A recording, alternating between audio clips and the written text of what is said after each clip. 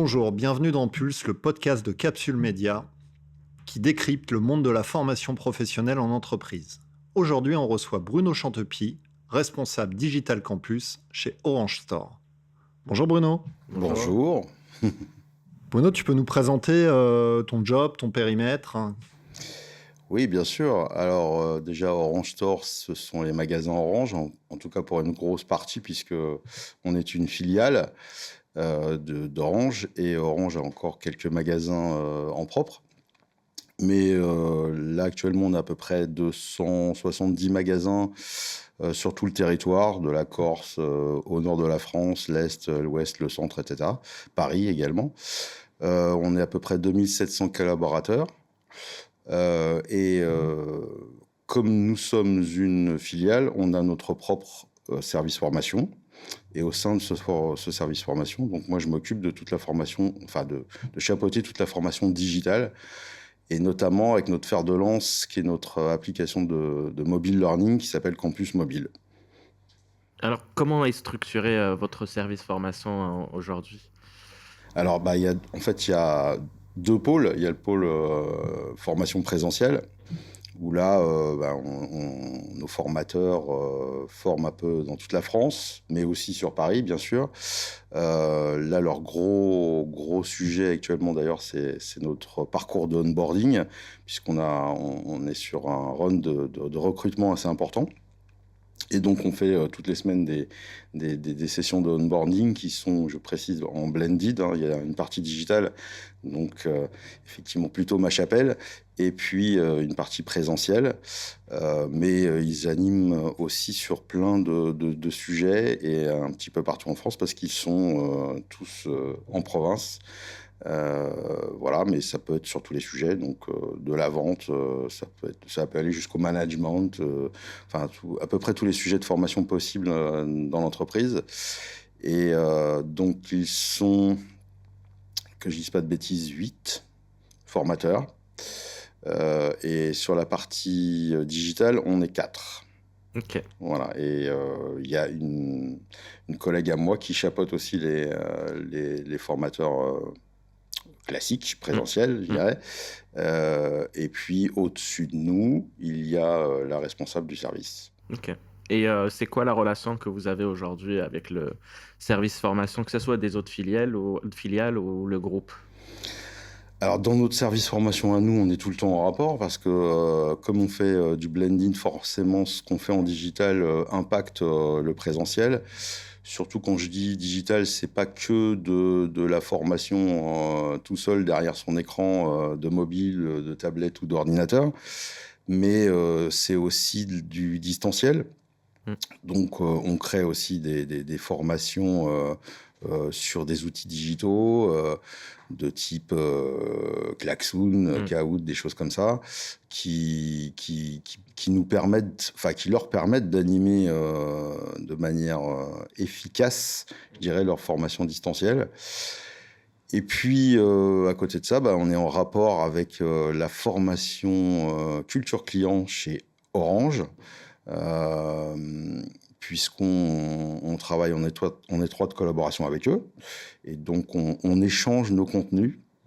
Donc, faut savoir que nous, on produit en interne la plupart de ce qu'on déploie. Mais on est tenu de faire des formations produites par la maison mère, notamment quand il y a des nouvelles offres, par exemple, des process, etc. Donc, je dirais que la proportion, c'est du 70-30, 70 en production maison, je dirais, et puis 30% qui viennent de la maison mère. Et donc, là encore, l'affaire de lance, c'est le mobile learning, puisqu'on a deux applications. Chez Orange, ça s'appelle Hello Learning, et chez nous, c'est Campus Mobile, mais en fait, c'est la même techno. Donc, on s'échange très facilement nos contenus. Ok. La majorité de ta population, c'est ce qu'on appelle une population de terrain, donc c'est des boutiques. Par nature, on sait que c'est des populations qui souvent sont très éloignées de la formation. Pardon. souvent, c'est très compliqué de dire à ces personnes-là, effectivement, vous partez en formation 2 jours parce que tu es en flux tendu, tu pas les équipes pour, ils peuvent pas se remplacer. C'est aussi, dans l'imaginaire, souvent une population qui est moins friande de formation. Explique-nous un peu, comment ça se passe, quel est ton ressenti par rapport à ça? Alors, faut savoir que nous, on était déjà dans les pionniers du mobile learning. Pourquoi? Parce que comme on est dans le retail, on connaît tous les contraintes du retail, hein. C'est souvent, on n'a pas le temps de se former. En tout cas, de passer 1 heure devant l'écran d'un ordinateur à se former sur du e-learning, c'est compliqué. C'est faisable, mais ça doit se planifier longtemps à l'avance, surtout quand on a une grosse équipe, par exemple. Sortir les gens pour les faire participer à des stages, c'est compliqué aussi parce que souvent c'est des transports, c'est sur 1 journée, 2 journées, 3 journées. Donc ça veut dire que pendant qu'on est formé, on n'est pas dans le magasin en train de vendre. Et comme on a des équipes qui ne sont pas énormes, hein, puisque la moyenne c'est 5-6 personnes, voire 7, tout de suite quand il y a quelqu'un qui manque dans l'équipe, parce qu'à côté, il y a des jours de repos, etc., c'est compliqué. Donc, partant de ce constat, on s'est tout de suite engouffré dans le mobile learning. Pourquoi? Parce que le mobile learning, ce sont des modules courts qu'on peut faire un peu partout. Donc, en back-office, pendant une pause, voire même pendant les transports, hein, ce qu'on ne préconise pas, puisque nous, on préconise toujours que ça soit pendant les temps de travail, évidemment. Mais il se trouve que, voilà, on sait qu'on a des apprenants qui se connectent à d'autres moments. Voilà, donc ce choix-là, il était clair depuis le départ. Et en fait, je dirais qu'en 1 an, on a réussi à ancrer l'usage. Et donc, c'est devenu un incontournable. Pourquoi? Parce que aussi, à côté de ça, on a fait en sorte que ce soit un outil unique pour faire de la formation. C'est-à-dire qu'on a vraiment laissé de côté le e-learning classique. À l'époque, on faisait encore beaucoup de présentiel, mais on a délaissé le e-learning classique pour mettre nos contenus sur du mobile learning. Et après, on s'est beaucoup appuyé et sur de la communication, parce qu'on a fait pas mal de teasers. On a communiqué beaucoup en interne avec des vidéos, des publications dans notre journal interne. Et puis, on s'est aussi attelé à convaincre à toute la chaîne managériale, les responsables de région et les directeurs de magasins, de nous suivre là-dedans. Pour être notre relais, en fait, hein, parce que finalement, c'est leur outil principal de formation. Notre formule, c'est la formation au creux de sa main, dans le creux de ta main, plus exactement. Donc, ça s'est vite ancré parce que, encore une fois, on n'a pas fait que communiquer, on n'a pas fait que s'appuyer sur le relais managérial, on a aussi travaillé sur la qualité de nos contenus, sur le design. Je pense que c'est plus agréable de voir une formation avec des images sympas, des vidéos sympas, etc., des activités un peu ludiques, que de voir quelque chose qui est pas très, très, très fun. Et puis, dernière chose, c'est comme nos contenus, du coup, ils n'étaient disponibles que sur cette plateforme, donc il y a une forme un petit peu d'obligation de passer par là pour se former. Il y a certains modules qui sont obligatoires. Et puis derrière, nous, on fait beaucoup de reporting qu'on transmet à nos managers.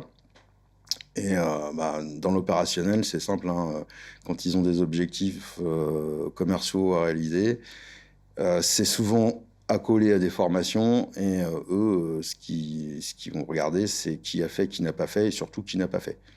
Et ils arrivent à faire le lien entre la performance, on va dire, business et la formation? Alors, oui, forcément, parce que je prends des offres commerciales qui changent régulièrement. Les vendeurs sont obligés de les connaître. S'ils ne les connaissent pas, ils ne vendent pas.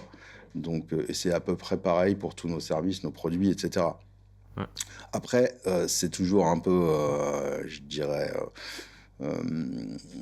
comment dire, une espèce de chimère de dire que voilà, on va trouver le fameux KPI qui nous permet de faire le RIO de la formation. Pour une bonne ou simple raison, c'est qu'en général, quand ça fonctionne commercialement, c'est qu'on a été bon. Et si on n'est pas bon commercialement, c'est qu'on a été mal formé. Donc, Ok. Ouais. c'est à peu près ça Ouais. l'idée. Ça ne veut pas dire que ça part d'une mauvaise intention, mais Ouais, c'est un ouais. petit peu normal. Donc, c'est toujours un peu compliqué de faire ce rapport, voilà, Et combien ça m'a rapporté de faire une formation. ouais, là, je vois, tu as mentionné à plusieurs reprises la relation que vous avez avec les managers. Oui. Donc, est-ce que tu peux nous en dire plus et comment ça s'est créé, surtout, cette relation? Bah, ça s'est créé dans le temps. Alors, il faut savoir que déjà, on n'est pas une pieuvre comme peut l'être notre maison mère ou comme peuvent l'être d'autres entreprises. Donc, on a un circuit court entre la direction générale, les responsables de région, les services internes.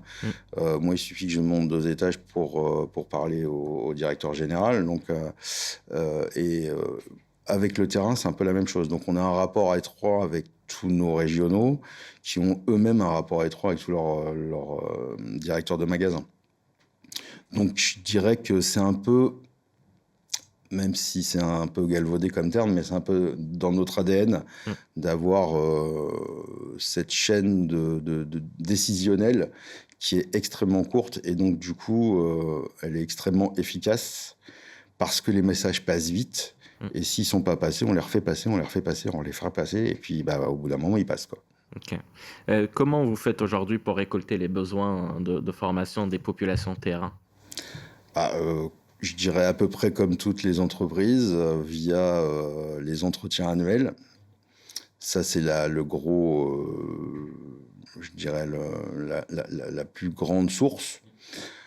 Après, clairement, quand on a un sujet nouveau, parce qu'il y a des sujets qui sont un petit peu descendants, qui nous viennent d'un peu partout, que ce soit de la maison mère ou d'autres, sur des sujets sur le RSE, là, on a des obligations légales à respecter. Donc, mais je dirais qu'on a... Et ça, c'était même avant le digital, quand on se lançait dans un projet, un nouveau projet de formation, souvent, on crée des groupes de travail avec des gens du terrain.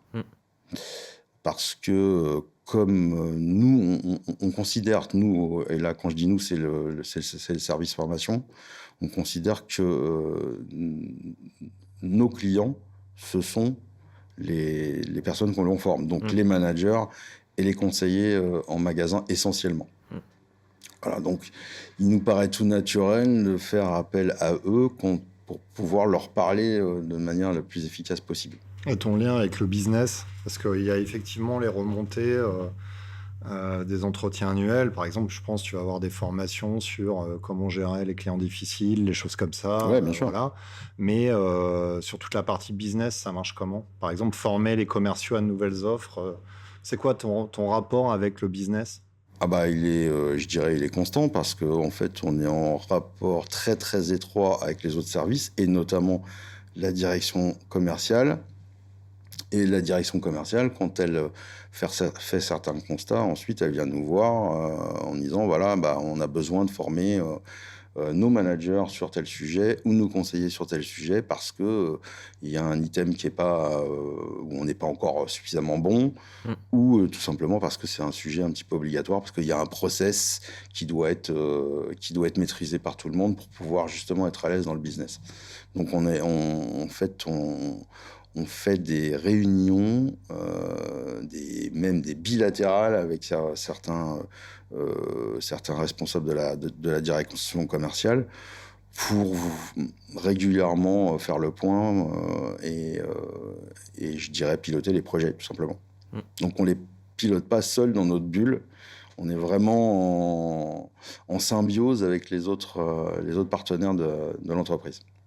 Là, j'ai l'impression, c'est plus qu'une impression, que vous avez un système qui est rodé, qui fonctionne. C'est quoi les projets que vous avez prévus pour les prochains mois, voire années, hein, sur cette partie? Alors, je dirais que c'est difficile de prévoir des projets à très long terme parce qu'on est sur un marché qui est la téléphonie, l'Internet qui bouge constamment. Donc, il y a tout le temps des nouveautés. On a lancé beaucoup de projets, que ce soit des formations managériales, des formations commerciales et autres. Je dirais que peut-être que notre idée, nous, service formation, c'est de développer un petit peu plus le côté social learning, donc échange entre pairs, qu'on avait un petit peu initié avec une web TV, mais qui n'a pas vraiment fonctionné pour une bonne et simple raison, c'est que pour que ça fonctionne, il faut qu'il y ait des community managers et qu'à l'époque, on n'avait pas les ressources pour le faire. Donc, c'est un petit peu mort de sa belle mort. Mais là, on a vraiment le projet de relancer cette partie et d'essayer d'en créer cette habitude que, en fait, les apprenants, comment dire, ils montent en compétences en s'aidant les uns les autres par l'échange de bonnes pratiques, par des conseils, etc. Parce que effectivement, on prend mieux, on apprend mieux quand la formation vient de ses pairs. Alors ça, c'est une règle que tout le monde connaît dans la formation. C'est compliqué en fait à mettre en place parce qu'en fait, il faut embarquer tout le monde. Parce que là, à titre individuel, ça veut dire qu'il faut que, tiens, j'ai fait une super vente ou j'ai des argumentaires sur tel mobile, par exemple, ou tel accessoire. Je vais faire une petite vidéo, puis je vais la partager avec à mes collègues de ma région, par exemple, qui vont ensuite me répondre en me disant ouais, super, moi j'ai d'autres astuces, etc., qu'on va pouvoir partager, etc. Ça vient pas, c'est pas naturel chez les gens. C'est lié à la population. Est-ce qu'il y a pas, là, l'exemple que tu viens de prendre, je me suis dit, mais les mecs, ils sont commissionnés. Est-ce qu'ils vont pas avoir peur de... Ils auront forcément peur. Alors déjà, il y a une question de temps. Se dire après, est-ce que c'est compliqué, est-ce que c'est pas compliqué? Et puis après, derrière, même si on a quelques initiatives qui sont prises, il faut qu'il y ait quelqu'un dans le groupe dans lequel il participe qui anime. Et donc, en fait, c'est surtout ça la difficulté.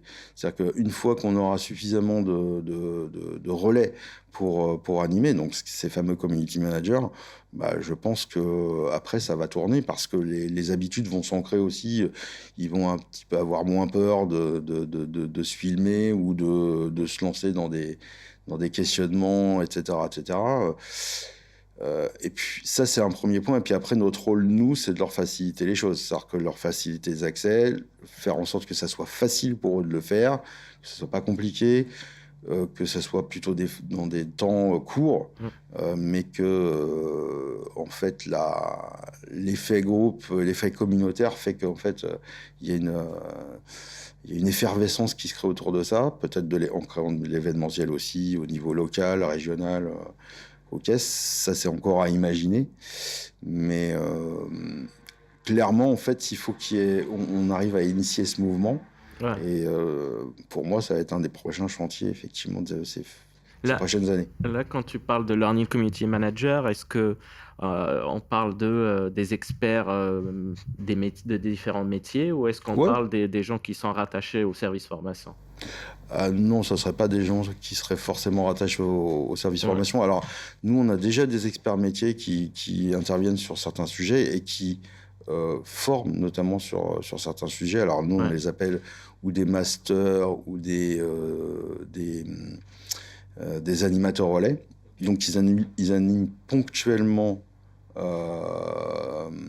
sur des sujets. Par exemple, sur les offres dédiées aux professionnels, on a des Master Pro qui animent souvent en distanciel pour ce sujet précis.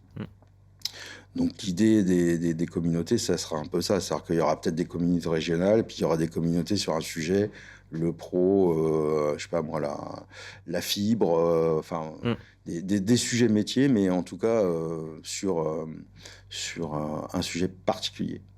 Ok. Vous avez aussi, j'imagine, une partie de formation soft skills. Et ça se passe comment du coup, vu qu'on est face à des populations terrain, les remontées, est-ce que ça vient seulement des points annuels ou c'est aussi de votre côté, vous jugez qu'il y a cette compétence, ce soft skills à former? Comment ça se passe? Ouais, alors sur les skills, effectivement, on s'appuie sur les retours des entretiens annuels, bien évidemment, mais après, là, c'est plus, je dirais, notre décision de Mmh. se lancer dans tel type de formation sur les skills, Ouais. effectivement. OK. Après, c'est toujours en rapport soit avec du management, Mmh. soit avec du relationnel client. Mmh. Donc, sur le relationnel client, c'est assez simple de prendre les sujets qui vont bien. Et je dirais que sur le management aussi. Donc, Ouais. petit à petit, on se dit, voilà, là, il y a un trou dans la raquette. Ouais. On va se diriger vers ça. Ouais. Et sur cette communauté, là, quand tu parles de social learning, comment tu comptes embarquer les gens? Parce que les personnes qui sont pas habituées à ça vont me dire toujours de la même façon, ben ok, ça va me prendre du temps, voire ça m'emmerde, combien je suis payé pour le faire, qu'est-ce que j'ai en contrepartie à part la reconnaissance de Bruno, quoi. Est-ce que tu as déjà exploré ces pistes? Je t'avoue qu'on est encore en pleine réflexion là-dessus. Donc, on ne s'est pas encore vraiment lancé. On s'est doté des outils, mais pas, on ne s'est pas encore lancé. Mais l'expérience du lancement du digital fait que, a priori, ça va déjà être beaucoup de la communication, la manière de communiquer, le ton. On va certainement faire des challenges, gamifier un petit peu tout ça, le rendre un peu fun, pour commencer à donner envie. Et puis surtout démontrer que ça ne prend pas plus de temps que ça et qu'il suffit peut-être de 5 minutes dans une journée et encore, peut-être beaucoup moins, peut-être si quelqu'un veut partager quelque chose, il se filme ou il fait un texte, il n'est pas obligé de se filmer. D'ailleurs, il peut mettre une image. Voilà, ça prend 3 minutes. Et après, je le partage et puis je vois en asynchrone ce qui se passe sur ma communauté. Donc, je pense qu'il va falloir faire preuve de beaucoup de pédagogie au départ, et puis beaucoup expliquer, et puis donner envie de le faire. Et surtout démontrer l'intérêt qu'ils ont de le faire. Alors, dernière question que j'avais envie de poser, c'est, tu as dit, bon, bah nous, ça fait des années qu'on s'est mis au mobile learning, c'est ancré dans la culture. Maintenant, moi, demain, j'arrive en boutique, je suis nouveau salarié, j'ai jamais eu accès à ça. Comment tu l'ancres directement? C'est simple, ils ont un compte qui est créé dès leur entrée dans le magasin. Et J'arrive, on me file un téléphone? Alors, on ne te file pas un téléphone tout de suite, parce que tu as un téléphone pro à partir du 3e mois. Par contre, ils ont des accès, alors comme mobile learning, oui, mais il y a aussi une version web app. Ouais.